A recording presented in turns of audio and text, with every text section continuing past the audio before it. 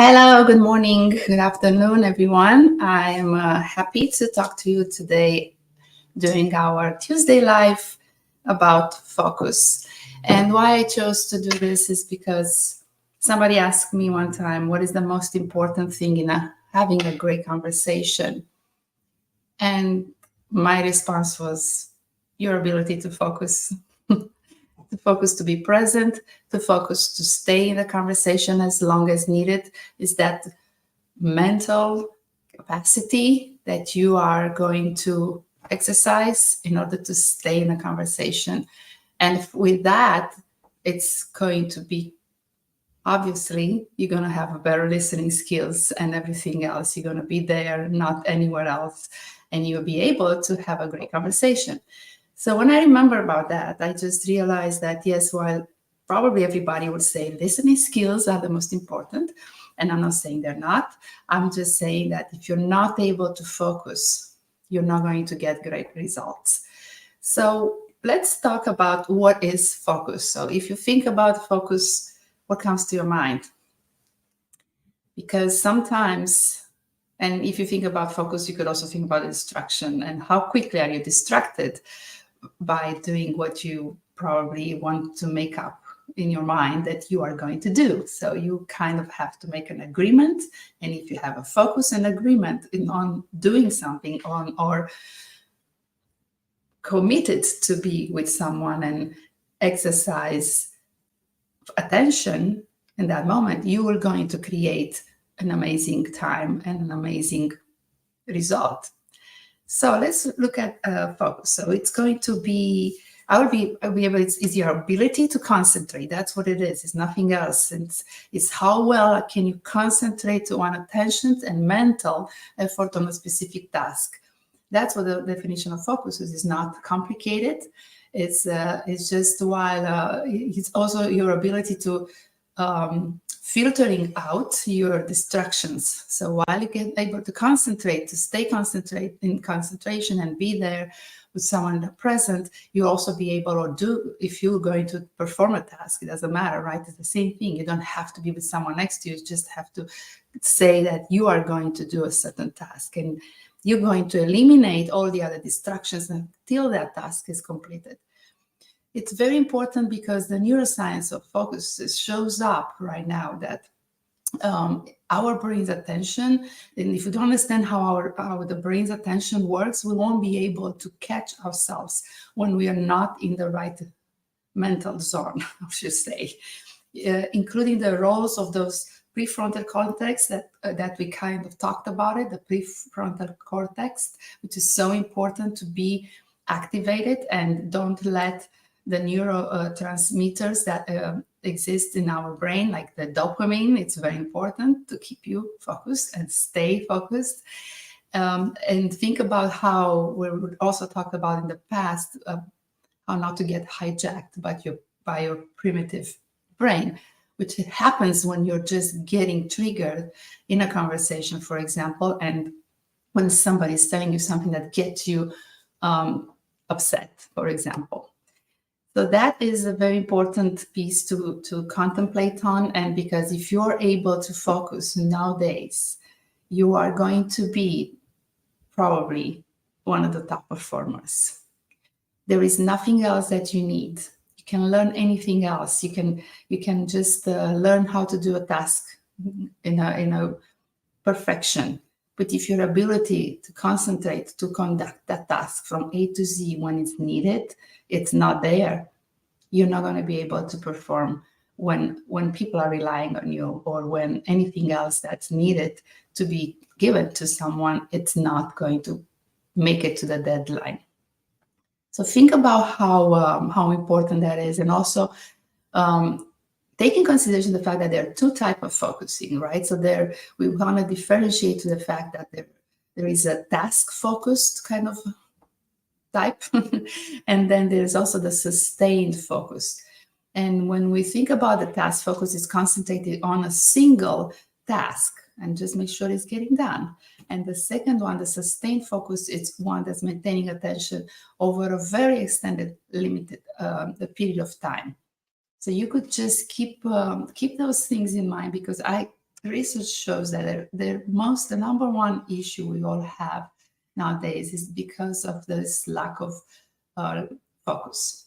And kids are distracted all the time, with all the technology and everything that's happening. The fact that you may say that somebody has an ADHD and they cannot just stay still.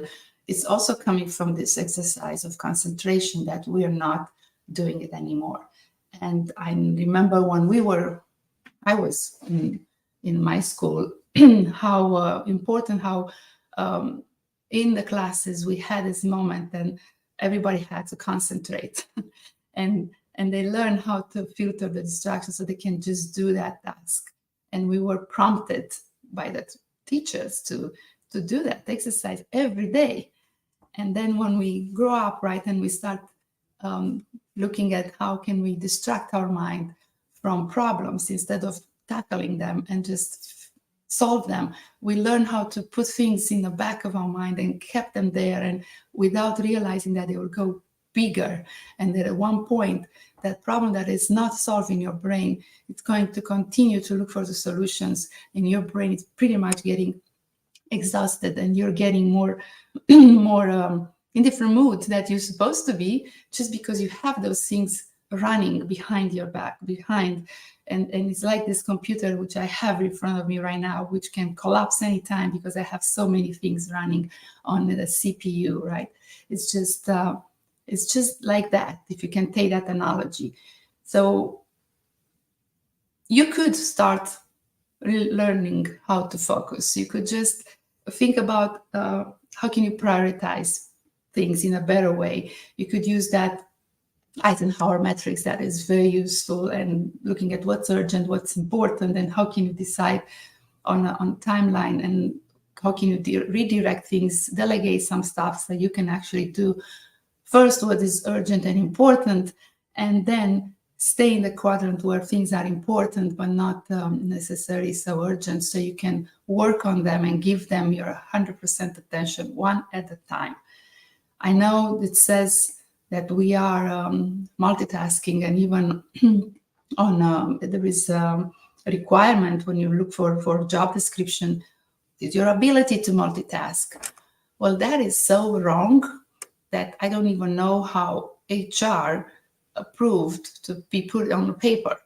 Because if you're looking for someone with an ability to do many things at the same time, like I'm doing this and I'm also thinking that I need to leave towards San Diego in a couple of hours, and did I finish all my packing? Did I just, don't want to forget something? I'm not going to be 100% here. I can do two things at once with the same amount of perfection, if you call it that way, if that even exists. So I can just do my best, but I want to do it one at a time because I want to make sure they get right as good as I can. And yes, then we're learning about the 80-20 rule. So what am I going to do, and how much of that is more important? And sometimes you're not going to be able, in the timeline that you put yourself, and all the other things that interfere, not to be able to do certain things. But you have to also learn to let them go, because it's hard. It's very hard when you had a vision, and if you did not plan the vision correctly with the necessary help, you're not going to be able to probably achieve it. But our focus, if we learn how to do that one at a time, and delegate, trust others to do certain things, can change the way our organizations is going to work. We can change the outcome, and we can also change the relationship between the management, the leadership, and the teams. Leadership is not there to put a clock on you and just kind of supervising you to make sure that things are getting done in the right time without giving you the support that's needed. That it's not productive. So you want to make sure you are in an environment where the higher the management is, the more power should they have to give you everything that you need in order to create the vision that you all collectively put together, and get the support from them. And I think it's very important for every team member to realize that they're supposed to go and ask and see, kind of raise the flag, ring the bell, whatever it's appropriate, to say that something may not get done because I need X, Y, and Z, and I'm just going to get stuck. A lot of things are dependent, and other things are independent from other tasks or groups of people.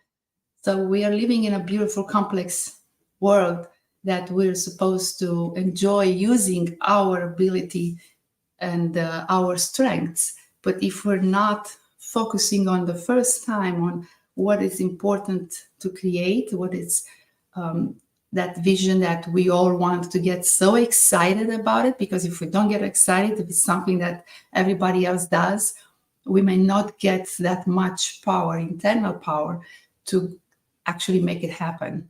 We are just going to continue to think like it's some kind of a routine or some kind of things that are not so important, and then they kind of fall on our list of priorities. And even if we say, yes, my priority is here, in our language, we can say that, but in our brain, we may just made a commitment that that's not so important, and actually we're sabotaging ourselves and sabotaging the whole process and the project sometimes, just because we're not having the ability to stay concentrated for in long enough to say what is actually needed to be said. So that was about the focus and a little bit about the ability to prioritize. And I also want to bring up the type of leadership that is getting somehow misunderstood when somebody is in that role of power, and they kind of forget who they have behind that makes them successful. It's very hurtful to not realize that we're all supporting a bigger cause, and we are there for each other, and some abilities that we may not have are coming from other people that we want to give them the credit in a way. And if it's not verbal because they don't want to, at least give the credit when we meet with them. There are so many dysfunctions in team that can happen just because, again, we're not taking the time to focus on the right things, which to me will be to take the time after a meeting to acknowledge someone for what they've done in that meeting, or acknowledge that they were helpful, and even if they're not helpful, acknowledge how they could be helpful next time. Have that conversation and asking there to ask what prompts you to do X, even if it's on the positive in your mind or the negative. And then you'll find out what's behind that. Because sometimes what's behind that, there is something that you don't know about it. And that's a great time to learn from the person who probably did something that could have disappointed you for that moment. Or on the other side, they surprised you. They've done something extraordinary that can help you close a deal, close the meeting quicker, have the impact, get the votes, whatever it is. Find out, take the acknowledgement, say what prompted you to do that. What else I can learn to do differently next time in a way to get to the same best result. Yes, so don't think that focus, it's not important. Don't let everybody else to say that it's better to zone out, to get your brain in that mood that you're going to actually be relaxed, and everybody needs some kind of help, aid to get a little bit not stressed. But we're going to talk probably all the time about the stress, but one thing that's going to take the stress away from you is if you have the ability to prioritize and just focus to finish those things that are very important. And when you finish them and you close them in your mind, they're kind of like a loop that's closed. It basically disappear doesn't take the energy from your brain anymore to solve them. And when you are able to do that, then you can relax, and you can find at that moment that you're going to be happy. You don't necessarily need to zone out in different ways. You don't need distractions. You don't need to watch movies and never end. You don't need to get a glass of wine or anything else, right? Because you kind of are so happy that you finish, you have an accomplishment going on in your mind, and your body is going to react to that. That's how I would deal with stress. Yes, we have a lot of stuff to do. Sometimes we got to plan them in parallel, but at least when we implement them, we have to stay in one lane and just do it from A to Z. Or if we don't, at least put them close that door for a moment and come back to it later. Learn how to compartmentalize things. It's also very a great ability that not everybody can actually have. I've seen people who were on a stage delivering their work commitment that they made to others when they received the very bad news, and they were extremely capable of closing that news, put it in a place and deal with it later after they've done what they were supposed to do, just because they realize there is nothing else that they can do in that moment to change that. So when you hear that somebody died, you cannot do much at that point. But you could jeopardize what was going on during your presentation. So that ability of taking that thing and putting it back in your kind of like a room, if you wish, and close the door on it for a moment or for 5 hours to continue to deliver what you're supposed to. It's a great thing to do. And I thought that it's possible anyone can do that, but it's not. I've seen people crashing and getting things in, and they let those emotions taking over. So it's also an exercise of your focus and your ability to stay present with that agreement that you're making in your mind that you need to complete and what you just started. Okay, that's all I have. I'm going to be on my way to San Diego. It's going to be fun. I have a great week ahead, meeting with great people, and hopefully I will have to bring you something from there, some new ideas, some new ways of helping you and others and myself as well. And I will just going to see you next time on Tuesday, noon-ish. Thank you. Bye.